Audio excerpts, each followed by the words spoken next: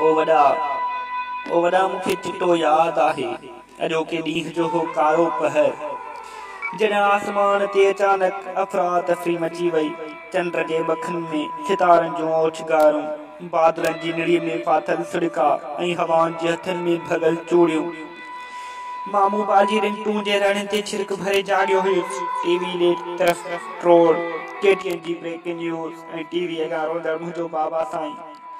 ॿाहिरि निकिरी आसमान जे बेचैनी लुछ खे तकींदो रहियुसि। ओ वॾा ईअं कीअं यतीम करे वई? अञा हाणे त असां कराची जे मैदान ते तुंहिंजे जीअसनि जो जवाबी पड़ाड़ो बणिया हुआसीं।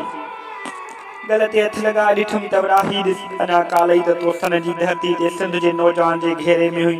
तुंहिंजूं चुमियूं वठण वारी रिवायत में तुंहिंजी ख़मीस बि त कुल्हे खां टड़ी चुकी हुई।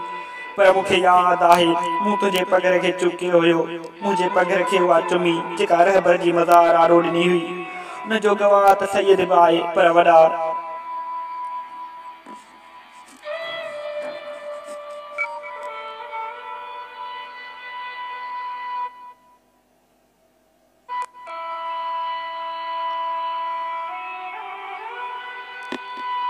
पर वॾा अॼु हिन कारी राति में सिंध जा सुॾका मुंहिंजे कननि खे खणनि पिया। सिंध जो कसम का भेड़ी अखि बाक़ी न रही जंहिंखे सिंध सां प्यार हुजे उन मां तुंहिंजे लाइ ॻोढ़ो न छॾियो हुजे।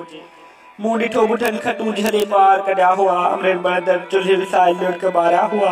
हर नौजवान पंहिंजी दिलि मथां टांटनि जो सेक महसूसु कयो हो। धरती जे दुखंदड़ दिलि मां बुसाटल हवाउनि सॼी सिंध जे पखियुनि ऐं बड़नि खे बि सोगवार करे छॾियो हुयो। लाबारे ते वींदड़ ॾांटरा रोई वापसि भरिया हुआ। ओसारी ॿधंदड़ राज़नि पंहिंजे मन जूं भितूं टहंदे ॾिठियूं हुयूं। वाहण बस्तियुनि ऐं शहरनि मथां कारी चादर विछाइजी चुकी हुई। सन मुक़दस में हिकु पोड़ो रूह भरींदे रोई पियो हो। ॿारनि पंहिंजो पुटु विञायो हुयो, भेनरुनि पंहिंजो भाउ विञायो हुयो। सॼी सिंध जीअं असां जूं विखों भरत रहंदड़ शहर ते डेरेदा हुयूं। वॾे जे आख़िरी दीदार सुप्रीअ खे आख़िरी चुमी महबूब सां विदाई भाकुर। पर असां 50 यतीम आशिक अहिड़ो कुझु बि माणे न सघियासीं। सीअनि जी बंदि कोशिश हिमत पर गंबट ताईं पहुतासीं। सिक के चाहत वारे सां कोफ़्त धिके आयासीं। कुझु पंध हिकु गाड़ी में टोचन करे कढियोसीं।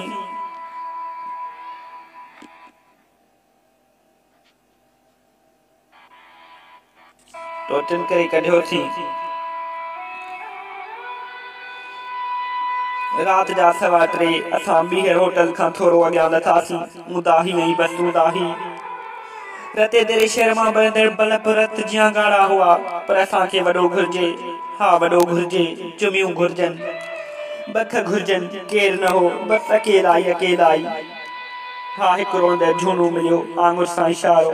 हो हिन तरफ़ अथव क़बर। ओछगारो कूको ॼण भाॼ पई हुजे। सभु भॻासीं, थाॿियासीं, किरियासीं। दाही रात में रख जा वॾा दग। हर तरफ़ जो फेर किथे आहे वॾो। मोबाइल जे मथियुनि ते सभु वॾो ॻोल्हींदा रहिया। सभु सही हुआ।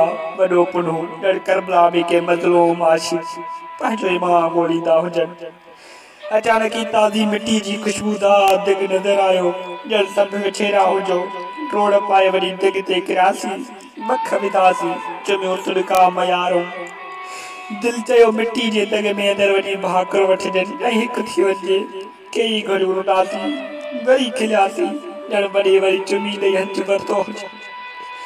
ओ धरती जा दीवाना तोसां जुड़ियल मोहबतूं कॾहिं मिटिजी न सघंदियूं। तूं वो महबूब आहीं जंहिं इश्क पियो, जंहिं जागर पई ऐं जंहिं सिंधर पई।